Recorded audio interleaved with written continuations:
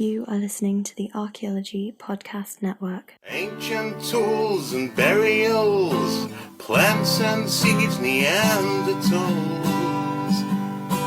All these things we make no apology are the study of archaeology. But we don't do dinosaurs, no we don't do dinosaurs. Hi, and welcome to the Archaeological Podcast, episode 16.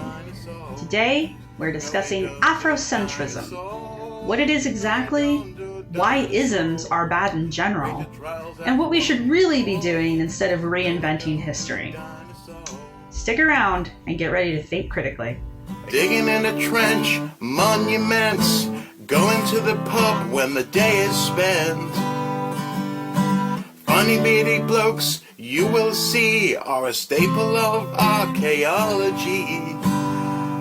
But we don't do dinosaurs. No, we don't. Hey everybody, welcome back to the Archaeological Fantasies Podcast. I am your host, Sarah, with my co-host, Ken Fader. Hi, Sarah. How are you? Good.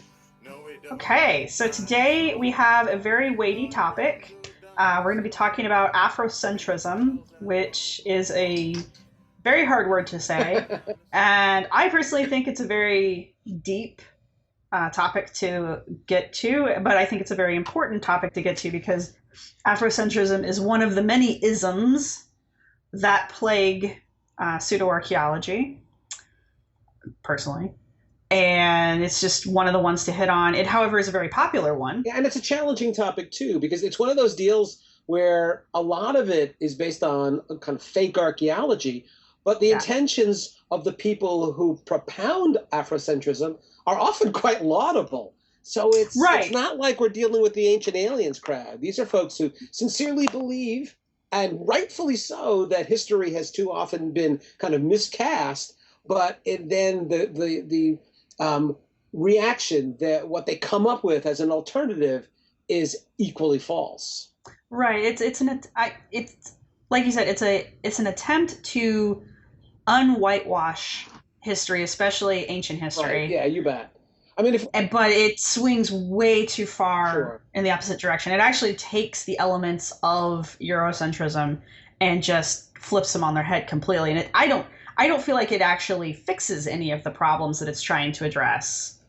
No, it doesn't fix them, and it creates actually additional ones. It does, but it is important to talk about because it does deal with race and it does deal with racial issues in history, prehistory, and archaeology. Mm-hmm, absolutely, right. So can you give us a good or a workable definition of what Afrocentrism is in case some of our listeners are not aware? Sure. That's hard because there actually are multiple Afrocentrisms. But fundamentally, I think what Afrocentrism is a reaction to, as you use the term, Eurocentrism. You know, a Eurocentric view of history and prehistory is one that kind of puts Europe right in the center, that everything is looked at from a European perspective, one in which all of the great advances and achievements made in history and in antiquity somehow originated in Europe. So that Europe is the preeminent cultural hub of all of the world for all of antiquity, and so that the developments that we see in the ancient world can all be traced back to ancient Europeans. Afrocentrism starts off with the laudable goal of saying, hey, wait a minute, that's really not true. That another part of the world, another continent or other continents had equally important roles in development of the modern world, and that Africa is one of those places. Afrocentrism tends to essentially just repeat what the Eurocentrists say, but they replace Europe with Africa. So that the great achievements, the great developments that we see in antiquity can be traced not to Europe, but also not North America, South America, Australia, or Asia, but instead to Africa. And that what we should do is rewrite the history books, rewrite history, recast history departments and history programs in high school to tell people the truth, that all of the great things that constitute the modern world had as their source, their origin, Africa. Now, I also see Afrocentrism causing two more problems that you may or may not agree with me on. One of them is that it relies on diffusionism, which diffusionism is a theory in archaeology. I don't think it's a functional theory anymore, that there was one culture, one uber culture, and it bequeathed its knowledge upon the rest of the globe by either being uber popular and everybody just started copying them, or by sending out emissaries to teach other groups of people culture. Now, diffusionism isn't completely off the books. It's just not on the level that a lot of pseudo-archaeologists like to use it at. Yeah. And I feel Afrocentrism is using it like that. And I also don't like it. Oh, go ahead. No, I was just going to say that when I was an undergraduate, which is now we're looking at the late 1960s, I took courses with a wonderful archaeologist. His name is Pedro Armias. And Dr. Armias was a Spaniard who had moved to Mexico during or right after the Spanish Civil War, and became one of the best known Mesoamericanists of the middle 20th century. And he dealt with this a lot. He talked about diffusionism a lot. And his rule was, and I love this rule, he says that for the most part, people develop things independently. But when an idea did move, when diffusion did happen, the culture that was the recipient of this new idea, the only reason that they would employ that new idea is if they were on the verge of inventing it anyway, which actually makes a bunch of sense. You could not arrive at a hunter-gatherer camp where there are 25 people living a nomadic existence and say, here is the blueprint for building a pyramid. We're giving these to you. Go ahead and do it. Well, they're not going to do that, because the blueprints for building a pyramid that's not nearly enough. It's necessary, but not nearly sufficient for a culture to borrow pyramid building. You need a whole host. Well, they don't have the building blocks of technology and skill. They don't have the infrastructure. They don't have the roads. They don't have the population. They don't have the social patterns in which people demand that other people do stuff. They don't have the technology. So So that's what diffusionism was big in the 19th century, with the notion that it all started in Egypt, it all started in Greece, it all started in Mesopotamia, and it had to have spread out from there. So Afrocentrism essentially suffers from the same mistake made by Eurocentrists, which is people all over the world are pretty dull and uninventive, and they needed a genius culture to teach them all of the great complex behaviors and technologies that are seen throughout the ancient world. Essentially, ancient aliens, the theory of the continent of Atlantis being the source of everything, those are just extreme versions of diffusionism. Where Ignatius Donnelly pointed to the middle of the Atlantic and said all the great ideas, they came from Atlantis. And Eric von Daniken points up to the sky and says, no, all the great ideas and achievements of the ancient world, it comes from the frog people of Alpha Centauri or something. Well, well, the diffusionists in the 19th century would point to Greece, or would point to Mesopotamia, or would point to Rome and say, it all started there. It all came from there and spread out across the face of the planet. Well, Afrocentrists are no different from that. They make that same fundamental error that people needed to be inspired by some outside force in order to develop civilization, to develop complexity. They just point to Africa. So they're just pointing in a different direction, but it's the same tired explanation for human antiquity. Well, and it also leads me to my second point that I don't like. Afrocentrism tends to treat the continent of Africa as if it was at some point one cohesive group with no variation whatsoever within the land. And that is just completely wrong. Africa hosted, and still does host, several different cultures, many of which were complex societies, not just Egypt. Right. Which Afrocentrism seems to focus on more often than not on Egypt. I know there's some that look elsewhere, But usually, when you're talking about Afrocentrists or talking with Afrocentrists, they're saying that everything came out of Egypt. Now, I want let's be fair about it too. That Afrocentrists make the very valid point that when a lot of other folks are talking about the cultural developments in ancient Africa, they ignore Egypt as if Egypt were not actually a part of that continent, as if That's true. Egypt was, well, that's the Middle East. Well, no, Egypt Right. is in Africa. Yes, But a lot of people don't realize that. I mean, like even modern day people do not realize that Egypt is part of Africa. Right. So when they talk, so some people will talk about, well, in ancient Africa, that was always really primitive, right? And you go, where do you think Egypt is? And they go, oh, yeah. Because usually when people in the West tend to stereotype Africa from the perspective of Africa south of the Sahara.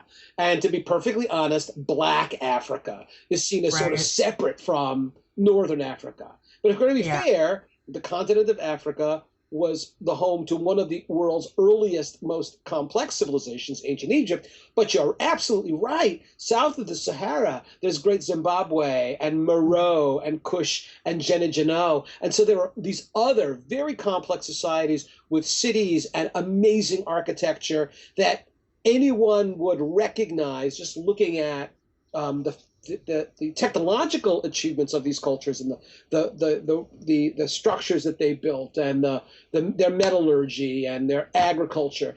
Anyone recognizes, oh yeah, that's an ancient civilization, but those are less well known, and they certainly belie the stereotype of primitive tribal Southern Africans. Right, and they get a real disservice, I feel, in the archaeological community and in the prehistory communities, because most people will never hear about these different cultures or the achievements of these cultures. I mean, or that they even had agriculture. Right. You know, like you're saying, a lot of people, when you say Africa, they think deep Africa, deep Black Africa, where they're all just half-dressed savages running around with pointy sticks, you know, and that's so not what was going on. And you know, and I do imagine, and I'm sure this is true, that some of Afrocentrism is inspired by things that Europeans have said about Africa south of the Sahara. When Great Zimbabwe is this amazing civilization that dates to around 1,000 years ago, in what used to be called the nation of Rhodesia is called Zimbabwe today, in honor of this amazing archaeological culture, this site called Great Zimbabwe, which people south of the Sahara understood as a time and a place when a great civilization that had nothing to do with Egypt developed in Africa. But you know, when Europeans first encountered the ruins of Great Zimbabwe, it's kind of interesting here, Sarah. It's a lot like the reaction that Europeans had to the mounds they saw in the American Midwest. It was, well, the local people, they're primitive and tribal. They couldn't have done it. We have to come up with an explanation for somebody of who else could have built it. And just as in the American Midwest, there were notions that the mounds were built by the lost tribes of Israel or by wandering Phoenicians or hell by Egyptians. Great Zimbabwe was initially ascribed to King Solomon of the Bible. That, oh yeah, the Israelites, they must have come down to Africa and they built this enormous city. But they weren't Black Africans; they were people from the Middle East. And that was, I mean, you're looking at something that up until the 1960s was still sort of the gospel preached by the white apartheid government of Rhodesia. That no, the blacks, they're primitive and always have been, but this evidence, this archaeological evidence of great sophistication and complexity, well, no, that wasn't them, that was somebody else. And so it is entirely understandable that people would react rather strongly to that kind of racist libel and say, you know what, hell with that. In fact, Africa was the center, and it's Europeans who took from us. It's kind of interesting too that one of the Afrocentrism as kind of a separate approach is not quite 100 years old, but there are publications dating back to the 1950s in which the claim was made that all of European achievements and developments were in fact stolen from ancient Africans. In fact, I believe the book was called by George James, was called The Stolen Legacy. And this guy James, who was an early Afrocentrist, said that Aristotle actually went to Egypt, stole all the writings that he could find there, and brought them back to Greece. And so that even ancient Greece, all of that was a stolen legacy. It was all based on what he stole from the ancient Egyptian libraries in, I believe, Alexandria. And this is where Afrocentrism starts to become a branch of pseudoscience or pseudoarchaeology, because it is making claims like that can be falsified by known sources and dates and artifacts. And I mean, we know when the Library of Alexandria was founded, and we know Aristotle when he lived. Go ahead. Aristotle died, I don't know, it's like 25 years before the library was even established. So it'd be really hard for him to, steal all of this knowledge, a quarter of a century after he died. Right. And plus, a lot of the stuff in the library in Alexandria, we know, was not written in a local language. It was written in Greek. So we do know that the stuff in the Alexandria library, actually its source was Greece. Now, the ancient Greeks were hugely fascinated by the ancient Egyptians, and they saw themselves, at least in a general sense, as carriers of the legacy of civilization that had been established by the ancient Egyptians. But so there is that connection. But to say that the Greeks, that all of the architecture and art developed by the Greeks was something they stole from Egypt it's just patently absurd. And, and the thing, I think one of the things that bothers me the most, this is a theme that I think will come up again and again in this podcast, is that it's sort of ironic, isn't it, that people whose laudable goal, is to let everybody understand that, in fact, there is a great history, a great legacy of the native peoples of Africa, including the native peoples of South Africa.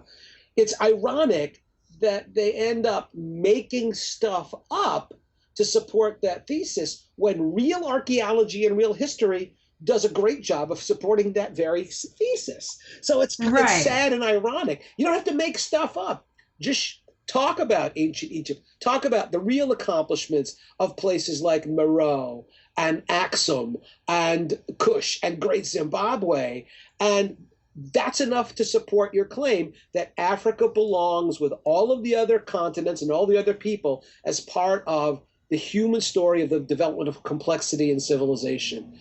They're no different. They're no worse. They're no better. They are exactly another version, another channel in the development of the modern world. Now, you don't need to make stuff up to support that. It is understandable, like you said, it is understandable why Afrocentrism became a popular theory. It is unfortunate that in its goal of combating basically the racism that was going on in history, in the fields of history and archaeology and prehistory, that it basically just, like you said, did the exact same thing, only instead of saying Europeans did it, they just were like saying Africans did it, specifically one culture in Africa. And so they kind of blind spotted the other great cultures in Africa. Right. And I will try to link to as many of those as I can find in the show notes, because I think it is important for people to go and look at the information that is there. Because I know when I was going through school, now granted, my school was a Midwestern school. We dealt mostly, like our prehistory dealt mostly with American prehistory, which of course is all Native American. So never heard anything about these great cultures in Africa that were these great prehistoric cultures in Africa, except for Egypt, of course. Right. Because that was the big culture to study back when archaeology was becoming a field, when we were coming out of antiquity, antiquarians who would just basically go and do a snatch and grab and we were graduating into people who were actually going and taking notes and measurements and data and record keeping and that kind of stuff. That was all coming out of Egypt for the most part. Some of it was coming out of Mesoamerica. But for the most part, you're seeing that develop around Egypt and Egyptology, Right. which is why you don't hear about anything else. Right, and look, it's true when you consider everybody who's listening to this podcast. I am sure you've seen a television documentary about ancient Egypt. You know the riches of King Tut's tomb. You've seen stuff in museums. Right. Ancient Egyptian civilization was absolutely mind-blowing, amazing stuff that these folks accomplished. And so, yeah, I mean, it's pretty easy when you hear of ancient civilizations, Egypt is one of those iconic symbols that, of course, pops up in everybody's head. Yes, ancient Egypt. That, unfortunately, means that there's, I think people have these little compartmentalized brains, and so they hear archaeology, oh yeah, there's Egypt, and there's no room in that compartment for the fact that, well, wait a minute, Egypt may have been, was certainly very early and was certainly the most complex civilization to develop in much of the ancient world. But let's leave some room for all of these other developments in Africa south of the Sahara that were amazing and that weren't necessarily inspired by Egypt. The timing is wrong, the distances are too great. So that and that's what's cool about, in archaeology, the analysis of the development of complexity. Right? How come in just a few thousand years we go from being hunter-gatherers to primitive agriculturalists? This is all over the globe, and within not all at the same time, but all over the globe at separate times. Complexity develops where social stratification and the 1%ers and the 99%ers. Well, that didn't exist before, and it didn't exist before that people could command the labors of other people or demand a part of their food surplus. It wasn't even a food surplus. So it's like, how did that? What's much more interesting than, well, it developed once and they forced it on everybody else. Far more interesting is the notion that, wow, there must be some rule, some law that governs the development of human societies, because we see the same thing happening, in a general sense, the same thing, all over the world independently. That's way more interesting than, well, it came from Atlantis, or it came from Africa, or it came from Greece, or it came from anywhere else. That's what's pretty cool. And that's what, I mean, and if we as archaeologists haven't done a good job of emphasizing that, that's our bad, but let's fix that. I really don't feel like we have done a very good job of emphasizing that. I mean, when you think of the great cultures of the ancient world, the first thing everybody points to is Egypt, and the next thing everybody points to is Stonehenge. Yes, there you go. And it's like, okay, they built Stonehenge, that's awesome and all that, but that's pretty much it. So I wouldn't, in my mind, that doesn't qualify it as a great culture. And we're ignoring everything in Asia. We're ignoring everything that was going on in North America. And we're ignoring everything that was going on in, like you said, Southern Africa.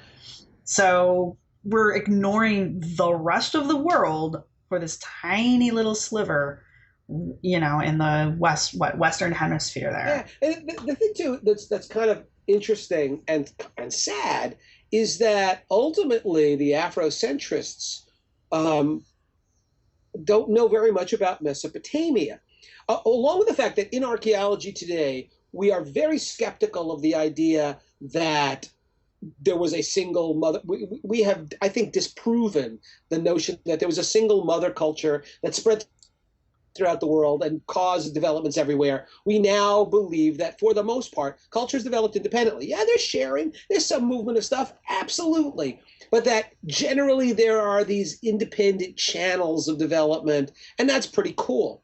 So we reject that general notion that, well, it all came from anywhere, Africa, Europe, it doesn't make a difference. But beyond that, there's a simple fundamental temporal problem here. And that is a lot of the things that, when you look at the Afrocentrists, they say Africans developed agriculture first, they developed ceramics first, they developed large-scale monumental works first. They developed a written language first, and every one of those claims is fundamentally wrong. Now, I'm not saying that anybody else had to come to Africa to teach Africans any of those technologies, but the fact of the matter is, agriculture in the Middle East, in the Fertile Crescent, predates agriculture in Africa. Ceramics in Eastern Asia predate the development of ceramics in Eastern Asia and Africa. The development of large-scale monumental architecture is actually older in the first city-states of Mesopotamia than it is in Africa. So just as, but here's to be completely honest about this, as an archaeologist, merely because the stuff is older elsewhere, I don't think that means those people taught the Africans how to do it. But by the same token, merely because it's old, so you can't, I disagree with the fundamental argument that a temporal priority implies that the oldest culture taught everybody else how to do it. Ancient people were capable and brilliant, and they were amazing at developing adaptations to their own territories. And when those adaptations involved the domestication of plants and animals, and when those adaptations involve the concentration of surpluses, of the development of stratigraphic social stratigraphy, social groups, when the monuments were built, that these things happened more or less independently. The people were capable of those achievements just about everywhere. Okay, we're going to take our first break of the episode, and when we come back, we're going to continue talking about the problems with Afrocentrism.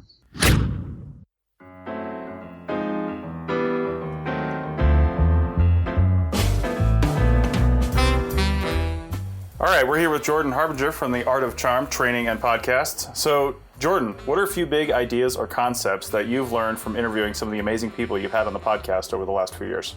It's funny, it's really informed my opinion of how business works. And it's great because I've gotten the same insight that I seek to provide for the audience in terms of what makes successful people great at what they do. So I have been able to talk to people that I otherwise wouldn't have had access to. And I've learned things like not only is it all about who you know and not what you know, but that's actually a good thing, because once you get good at creating and building relationships, which is obviously what we teach on the show for business reasons, the sky's the limit, because you don't have to be the smartest guy in the office. You don't have to sleep under your desk putting in hours. You don't have to do FaceTime to make sure people know you're working. It's about the relationships that pull you forward. So you end up getting pulled upward instead of fighting your way upward through the crowd of, other people at your level. And I found that every single business that I know of, essentially that's in person, that's successful, has had that experience and intentionally cultivates it. So that's really changed the way that I look at work. It's changed the way that I look at business. And it's really given me the idea that, and what has brought Art of Charm to this level, which is focus on relationships as well as building your platform, building your skill set, learning, because one in the absence of the other will not get you there. And I have that on good authority because of the people that I'm able to talk to on the show. That's I'm glad you said that, because people like to think that in archaeology, in our field especially, we're isolated against other fields and we're different. But you said exactly what gets people jobs and gets them moving up the chain is building relationships and building your skill set at the same time. And this is such a small field. I'm working with a few guys right now that we've worked on the same projects across the country but never met each other, and we know a lot of the same people, and it's just an incredibly small thing, and building those relationships really helps. Exactly. I mean, if I know that you're a skilled archaeologist and I know that Mike is a skilled archaeologist, why wouldn't I hire the person I like the most? Mm-hmm. I mean, I would. And even if it's like, oh, well, Chris, sometimes his work is late. I mean, obviously this is hypothetical. I don't know what work you would turn in, but sometimes it's late. Well, oh yeah, but I know he's a good guy. He shows up on time. He's pleasant to work with. So if he's a couple days late with something, there's probably a good reason. All right, hire him, right? But if it's like, oh, well, this guy, he turns the stuff in late, and this other guy, all other things being equal, I haven't heard anything about him, well, then you lose, right? Mm-hmm. So it always pays. there's no scenario in which having a relationship with somebody hurts you. There's only a scenario in which you not having that relationship hurts you. And there are plenty of scenarios, as I just mentioned before, where it helps, and I've only seen that help. So, all of the things being equal, it's one of the most important determining factors in success. So it seems, if you don't think it's important, you're just oblivious to the secret game being played around you. It's not that it doesn't exist; it's just that you're the guy who doesn't get it. Right. Awesome. Well, if you want to learn how to build your relationship skills and learn some of these things that we've just talked about, check out The Art of Charm wherever you download podcasts and over at www.artofcharm.com. Okay, welcome back to the Archaeological Fantasies podcast. We are still talking about Afrocentrism, and I was wondering, Ken, if you could define coevolution as it pertains to civilizations. Yeah, sure. Here's what or is that even the right term to use? I would use parallel evolution. All right. Okay. Parallel evolution in biology is that, for example, bats have wings, birds have wings. They didn't inherit wings from the same ancestor, but they developed those wings as an adaptation to some of the same kinds of evolutionary pressures. So that, listen, two different animal species, completely very unrelated, developed a similar adaptation. Well, it's the same thing that, for example, in multiple parts of the world, again, the same argument. It goes back to diffusionism. That for a time there were, especially cultural geographers, who believed, wow, agriculture, that's a really tough thing for people to develop. Probably it could only have developed in one place at one time and then spread out from there. But what the archaeological record has clearly shown is that in multiple places, people in no way historically connected to one another, faced with the same challenges, feeding more mouths as the Pleistocene waned and conditions changed. Population is growing. How do we increase the carrying capacity? How do we make it easier to feed more mouths? Well, what we can do is we can tend to these wild crops. I mean, even hunter-gatherers know that plants come from seeds, and that historically the Kung people, the Kung San, the folks living in the Kalahari Desert, would broadcast seeds. They would collect seeds from the wild plants that they subsisted on, and they would intentionally throw the seeds into fertile ground, knowing that those would germinate, would sprout, would grow, and produce more food for them. So that was an and people all over the world probably figured out, all right, one way we can maybe artificially increase the carrying capacity of this area is by encouraging the growth of those plants that we subsist on. And that then they figured out, well, you know what? Within any field of these wild plants, there are some in which the seeds are bigger. We like that. There are some that produce more seeds. We like that. There are some in which the seeds stick on until we pull them off, as opposed to a wind comes by, it rains, an animal walks through, and the seeds scatter all over the place. And so they begin, not quite intentionally, artificially selecting. Nature selects by providing an environment in which certain individuals of a species will thrive. They pass those down to subsequent generations. But people create their own environment by planting seeds, by watering them, by protecting them from other animals and from insects, and by encouraging the growth. But if you cull a seed bed by picking out the seeds that are not growing very fast, that the seeds look small, you are in effect beginning the process of artificial selection, which results in domestication, so that, for example, in Mexico, in Panama, in Central America, these little tiny seeds and these little seed spikes on a plant called teosinte, by selecting the bigger ones that form larger seed spikes, more tightly connected seeds, after generations of that, you have little baby corn cobs. And then after generations of selecting only the biggest cobs, you have big corn cobs. The thing is that people all over the world figured out that they could play a role in the encouragement of both plants and animals. And we know this. The reason why we know this is happening is because we can actually trace the plants back in their evolution that we encourage, because we can find the predecessor to the modern plant and the predecessor to that predecessor and the predecessor to that predecessor. Yeah. So we have the evidence that backs up this idea. Right.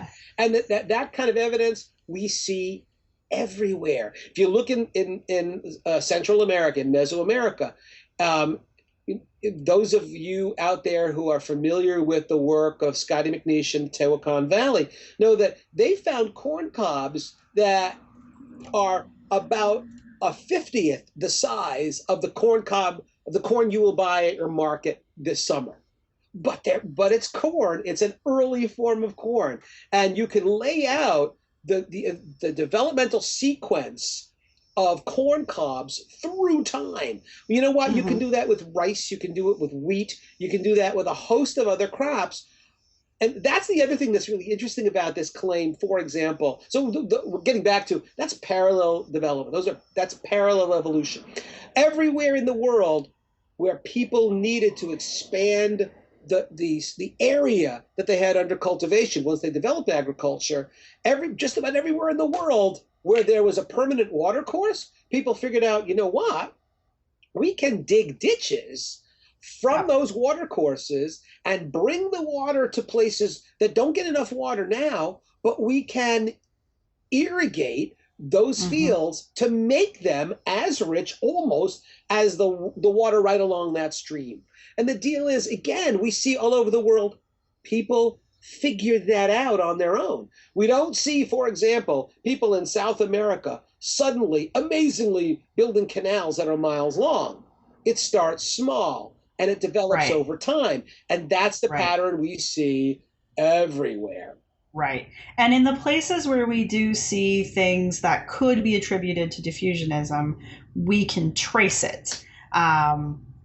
Like Ken was saying, it doesn't happen unless the culture itself is ready for it. But I know that here in the Americas, there have been several studies to trace the progress of foodstuffs like corn, potatoes. And you can see where these foods were originating. Again, multiple places of origin. However, you can trace the progress of that food crop across the plains and into the Midwest and wherever it finally terminates, from one coast to the next or halfway across the continent. You can follow that progress. Yeah. So those are the only times that diffusionism really works, but it also backs up the idea that if you had one great uber culture and it came out of Egypt, what was Egypt's main food staple? Well, look at it. There was sorghum and millet. Right. And you don't see that really outside of ancient Egypt. So that's telling you that if these people really were diffusing their knowledge of how to grow sorghum and millet, why did they get to China and suddenly switch to rice, or get to America and switch to maize, or get to Europe and decide that, hey, wheat, why not? Yeah, that's one of the fundamental flaws in diffusionism altogether. You talk about, say, the lost continent of Atlantis, and here's Ignatius Donnelly saying agriculture developed on Atlantis and it spread out from there. But then the irony is, well, what were the Atlanteans doing? How come the Atlanteans gave rice to the Chinese and wheat to Southwest Asia, but corn to the Americas? Why did they not give the same? Why did they pick and choose which crops to give where? It's kind of a similar argument. Well, why did Egypt, where the primary crops early on, the earliest agriculture in Egypt, you're looking at sorghum and millet, but the earliest agriculture in Mesopotamia is wheat. And by the way, it's earlier in Mesopotamia than it is in Egypt. And the earliest agriculture and the earliest agricultural products in the New World in Mesoamerica, it's corn. Right. Squash actually is a little bit older, and then corn, and later beans. And in South America, we've got potatoes. Well, again, it doesn't make any sense because none of those crops were developed in Egypt. So how did the Egyptians, whose ancestors developed sorghum and millet as agriculture, as domesticated products, or how did they end up giving potatoes to the South Americans? It doesn't make any sense. It doesn't detract in any way from the magnificence of ancient African societies to simply say, yeah, but they weren't the source of these developments in the rest of the world. Right, and you're also, I feel like it's also taking away attention and that should be focused on what those cultures achieved. And I'm not talking about the North American cultures. I mean, the African cultures that did develop these complex societies and did develop agriculture and did develop their own forms of writing and did develop their own forms of pottery and all of that, instead of celebrating each culture for their achievements, I feel like Afrocentrism tries to lump them all together, kind of mixes them up in a big hodgepodge, and then tries to force feed those cultures into a diffusionist outlook, completely taking away from the cultures that they're trying to bring attention to. Yeah. I mean, it is ironic that among the Afrocentrists who focus on ancient Egypt, they kind of treat as kind of second-class citizens the other civilizations of Africa.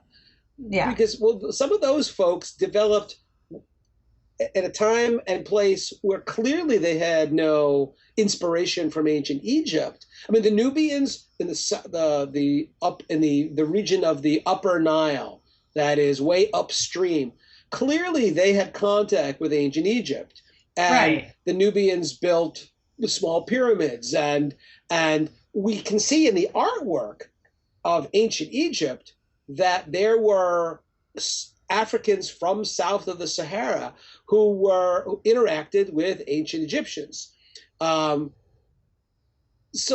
let's not make those second class or second category civilizations, because that would be supremely ironic, right? If somebody Right. attempting to show the primacy of African culture sort of ignored the non-Egyptian component of those developments. Right. Yeah. And what's interesting too is that among some Afrocentrists as well, when you point out, but wait a minute, there's all this Black Africa, south of the Sahara, and that the Africa of Egypt, they were different. There's diversity in Africa. Some Afrocentrists will claim that the Egyptians themselves were in fact Black sub-Saharan Africans. Okay. And what's interesting about that is that, well, the Egyptians themselves depicted artistically themselves and the people with whom they interacted. And they made, in their artwork, it is very clear. Yeah, there are Black, very dark-skinned people in Egypt during pharaonic times. But that the Right. Egyptian leadership, the rulers, the pharaohs, are almost always depicted as brown-skinned. They're not white folks, they're brown-skinned. But they do depict very, very dark, in fact, Black-skinned people trading with them, bringing animals that are Southern African to trade with emissaries of the pharaoh. So this is not, I mean, I don't think skin color is all that important, but it's very clear that Egypt was a diverse nation. Right. There were very dark-skinned people, there were lighter-skinned people, but by and large, when the Egyptian upper elites had themselves depicted, they were depicted with brown skin, not with black skin. I don't think that's hugely important, but some Afrocentrists make it a point to claim that no, in fact, the pharaohs and all the big mucky mucks in ancient Egypt were in fact sub-Saharan Africans. I agree with you that I don't think the end color is important in its own, Right. but I think it is important that they were making an effort to depict different cultures. Sure. Because it is showing, like you said, it's a multicultural area, and they're showing that they are interacting with people who are not their people, because Egyptian people were being depicted as brown-skinned, and the other culture was being depicted as a people of a different color. It's a way of showing difference, so that you know which group belongs to who. Mm-hmm. Absolutely. And it's very important, because now we know that there was trade. We know who they were trading with. Of course, they kept records on everything, so we know where these people came from and what they were trading. Blah blah right. blah blah. Oh, yeah. But it's also very easy to visually distinguish between the two groups, which was the importance of that. The color of the people that they ended up with, not necessarily as important. But I'm with you. It doesn't also then mean that they must have been Black Africans or Nubian peoples, and thereby again trying to clump everybody into the same pot when it's clear that that was not true. And the Nubians had their own civilization. They had an extremely complex and sophisticated civilization that interacted with the kind of the stereotypical image we have of ancient Egyptian civilization. There was interaction there, and just as the Nubians were inspired in some way by ancient Egypt, the Egyptians were inspired by Nubians. And it's like the modern world in which two sophisticated cultures are in contact with one another, and each draws from the other ideas and inspirations for how to improve their own lot, their own technologies. And that's exactly what happened. Yeah, that's exactly what happened. And again, the reason we know this is because we have archaeological records and archaeological data that backs this up. So again, it all comes back to the archaeology is providing evidence of this. Whereas a lot of the claims that are being made by Afrocentrists and Afrocentrism do not hold up because there's no evidence. Same thing with Eurocentrism. Oh, yeah. I mean, most of the isms fall flat. Oh, yeah. No, that's a really important point to make. I don't want to replace Afrocentrism with any other, centrism at all. Right. But no, that's not what we're advocating. I think ultimately the sad thing here is it's like we don't need Afrocentrism to re-examine the ancient world and recognize that Eurocentrism was wrong and has no scientific or evidentiary support. Right. That Eurocentrism falls apart on the data. And Afrocentrism doesn't have to replace Eurocentrism. All we need to do to elevate, to understand how complex and sophisticated the ancient societies of Africa were is by looking at the evidence of the ancient societies of Africa. And we don't need to make up stories. We don't need to reimagine the past. We have to simply look at what the archaeological and historical records show. And when we do that, again, we find that people all over the world developed amazing technologies, amazing levels of complexity, and were able to build monuments and to feed large numbers of people and to develop agriculture and to develop metallurgy and ceramic technology and math and calendars and science. And because we are all, after all, human beings, we are more alike than we are different, and we all have equal capacities for any of these developments, and they happen all over the world. And we know that archaeologically. Okay, and we're going to take our last break of the episode, and when we come back, we're going to wrap up our discussion on Afrocentrism. So stick around.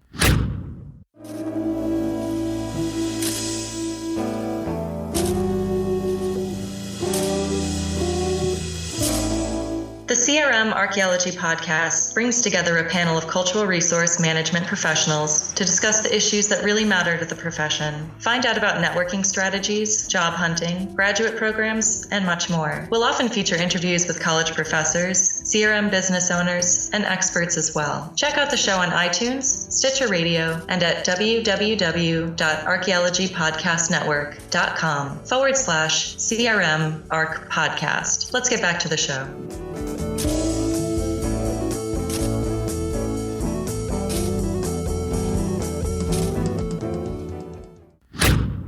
All right, and we are back, and let's wrap up our ideas on Afrocentrism and, in general, isms, because I think we've kind of pointed out here that we're not just harping on Afrocentrism. It's just the one we chose to focus on. But all of the isms are not good because they're very short-sighted. They try too hard to cram everything into one definition, and they take away attention on other cultures that were equally as impressive, and some cultures that may not have been as complex, but that doesn't make them any less impressive as a culture. Yeah, all these centrisms tend to try to elevate one particular group of people above everybody else. And, you know, it was wrong when it was Europeans doing it about Europe, and it's wrong when Afrocentrists do it about Africa. Just before we absolutely wrap up, one of the threads of Afrocentrism here in the New World is that West African societies put ships in the Atlantic who sailed west and who inspired the development of complex societies in the New World, particularly the Olmec. And you know, that is a very common theme. It harks back at least to Ivan van Sertima, who who's a history prof, I think, who wrote a book called "They Came Before Columbus." And what he claimed essentially, I mean, so when you boil it down, the Afrocentrists, Ivan van Sertima in particular, looked at those 17 giant, the Olmec heads, these sculptures, these monumental sculptures that weigh many tons of individual, we believe, Olmec rulers. They basically looked at those and they said, wow, a lot of them are made of basalt, which is a black stone, hint, hint. A lot of them have very broad noses, hint, hint, and they have full, thick lips. So what these guys essentially were saying was, well, they sure look like Africans to me, which is... And completely ignored all of the other features on these statues. And they ignored a whole host of things, not the least of which was, well, actually, there are plenty of people today in Mesoamerica who are clearly genetically Native Americans who share those same features and same characteristics. I didn't want to embarrass. I had a student in my archaeology field school this summer, and I will not name him because I don't want to embarrass him. But he's a white kid. I mean, about as glow-in-the-dark white kid whose face resembled the Olmec sculptures. The shape of his lips, very thick lips, a broad, flat nose, hilarious. But he's a white kid. So you can't. It is the height. But that's the beauty of America right now, though. We've got such a melting pot of cultures and ethnicities in America to this point. You can't do racial discrimination. It is the height of folly to do racial profiling on the basis of a sculpture that you go, you know what? He looks, you know, it's like remember the movie Yellow Submarine, the Beatles movie, where he goes, bluish? You don't look bluish. Oh my God. You cannot do that. The archaeology shows really clearly that Olmec civilization developed on its own, and that if highly sophisticated West Africans landed in the New World and found a bunch of, you know, primitive agriculturalists, how in the hell are they going to snap their fingers and suddenly the Olmec are going to be carving 40-ton statues and moving them 80 miles? That can't happen. The archaeological record shows very clearly this happened independently. And people think the Olmec society only ever produced those giant statues. The Olmecs produced quite a bit of cultural material, including pottery and other works of art that echo the traits of the giant statues. But again, you know, you can put up 2 or 3 different artifacts from the Olmec society that are humanesque in appearance, and they don't look anything like each other. Right. But this kind of, wow, doesn't that face look You see that in a lot of the fusionist Right. literature, where at a single site they'll go, well, this looks like he's Roman, and this looks like he's Jewish, and this looks like he's black, and this looks like he's a Laplander, and so they've got these maps of people coming from all over the world and settling in, I don't know, New Mexico on the basis of what some piece of art looks like. You know, one bone with DNA with good haplogroup typing would do more to convince scientists of that kind of contact and that kind of visitation than all the statues in the world that somebody with, one eye closed and your head cocked go, well, yeah, he sure looks like a black African to me, or he sure looks Jewish to me. That's just crazy. That's a fool's errand, and I think can be dismissed out of hand. Well, and the other problem with that line of thinking is that people don't seem to understand how not isolated ancient cultures were.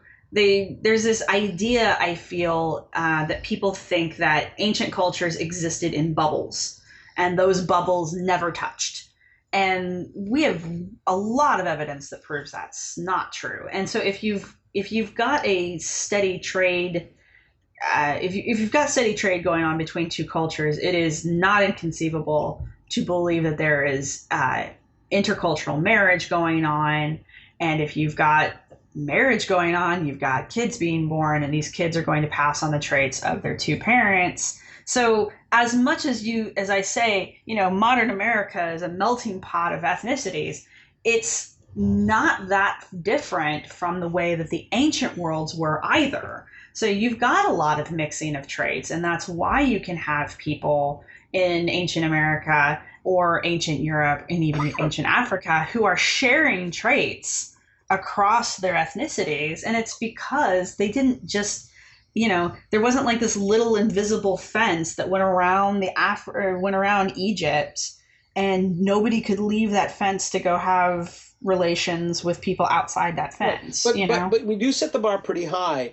It's one thing to say, hey, look, in the American Southwest, there's evidence of chocolate, and that's a tropical crop, and it must have come from somewhere else. And we have evidence in West Mexico of turquoise, but there are no turquoise sources in West Mexico. So it's one thing to say, hey, listen, we can actually trace trade across what today is the modern border, the one that Donald Trump is going to put up a wall around. It's one thing to say that, but the bar is pretty high to prove that. Right. And so when you're talking about people coming from West Africa and visiting and having a huge impact on people in Mexico, you have a pretty high bar that you have to pass over. Now, as archaeologists, you're strengthening my point, though, because if there is evidence of trade, which that is evidence, the turquoise and the chocolate. Exactly. That's evidence of trade. If there's no evidence of trade between two cultures, you're going to have a really hard time convincing me that there was anything else happening. Because it's just, why would they even be here? How did they get here? How did they survive getting across the ocean? Where are their boats? Yeah. Where's the trash? And I always come back to, where's the trash? What's really cool is that supposing we had no written documentation concerning the Spanish entrada, that is the Spanish exploration of the American Southeast. Supposing De Soto and his guys never wrote anything down, De La Vega never wrote anything down. None of these guys wrote anything down. So we had no historical evidence. Archaeologists working in the Southeast find all kinds of stuff along the routes those Spanish explorers took. They find beads from, glass beads from Europe that we know historically the Spaniards were trading with the Indians. We find copper bells that we know was brought here. So even if we didn't have the historical documentation, archaeologists would be finding these alien objects, this trash, that we know, wait a minute, there's no evidence of this being made here ever, but there's archaeological evidence of these beads from Europe. Archaeologists would immediately seize on that as evidence of contact. And this is one of the places where Afrocentrism falls apart, along with all of the other centrisms. You got it. There is no evidence of that. We know what the cultures that we're talking about, we know what their artifacts would have looked like, we know what their goods would have looked like. And we know what other cultures they were trading with, so we know what their trade goods would have looked like. And we don't see anything like that over here. Exactly. And will it end my world if tomorrow an archaeologist reports that, wow, they found a site on the coast of El Salvador or on the coast of South America that looks like a pre-Columbian settlement of Africans? Wouldn't end my world. That'd be awesome. But again, that'd be really kind of cool. But again, the awesomeness of it depends on the evidence used to support it. The mere fact that it would be cool doesn't mean that's enough. Yeah, it doesn't make it real. Yep. Of course, I always think it's ironic when at least people who aren't necessarily Afrocentrists, but apologists saying, yes, but it really gives a poor, oppressed class of people a nobler history, or it expands their history. I go, yeah, but what does that do to the Native Americans who they thought it was their culture that produced the Olmec civilization? And not only that, you're basically saying, and when you say something like that as an apologist, you're basically saying, oh, these poor people, they have nothing else but these lies. And it's like, you know what? These people did some really amazing crap. How about we not make up stories and lies about them and instead tell the truth and get it out there so that people know that there's all these all these cultures that were in Africa around the same time and before Egypt, and quit trying to quit taking things away from the peoples who are native to different locations. No, I think that's an absolute horrible thing to say. What you've just said is the perfect encapsulation of what the whole point of this of today's podcast was. Absolutely perfect. Yeah. So there you go. We're going to end on that then. I think so. Well, thank you, Ken, very much. Oh, you're welcome. And any nasty letters anybody wants to send, you send them to Sarah. Oh, they will. There you go. They will. But no, this was fun. And again, understand, it's not Afrocentrism that the good archaeologists are in opposition to. It's any centrism that says some ancient part of the world, they were better than everybody else. We're elevating them to a superior status, and everybody else borrowed from them. Yeah. There's, again, no evidence of that ever happening. Mm-hmm. So, all right. Well, I think that's our wrap, and I will talk to you next episode, Ken. Fantastic. Thank you, Sarah. Bye. Dinosaur. I getting it? Maybe?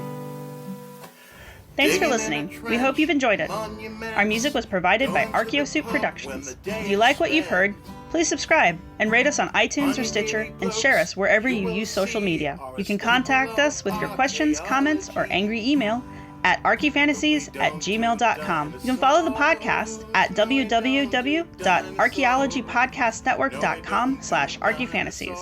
You can follow the blog at www.archifantasies.com and get updates on Tumblr and Twitter at Archifantasies. You can also look for us on Facebook. If you're looking for the show notes for this episode, go to the podcast website at www.archaeologypodcastnetwork.com/archifantasies. Thanks again for listening. And Romans, human evolution makes us smile. This has been a presentation of the Archaeology Podcast Network. Visit us on the web for show notes and other podcasts at www.archaeologypodcastnetwork.com. Contact us at chris@archaeologypodcastnetwork.com. But we don't do dinosaurs. No, we don't do dinosaurs. No, we don't do dinosaurs. No, we don't do dinosaurs. Rage of trials as one will call. No, we don't do dinosaurs. No, we don't do dinosaurs.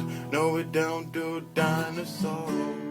Chicken tacos should only be trusted to chicken professionals. That's where we come in. Introducing Zaxby's new chicken finger tacos.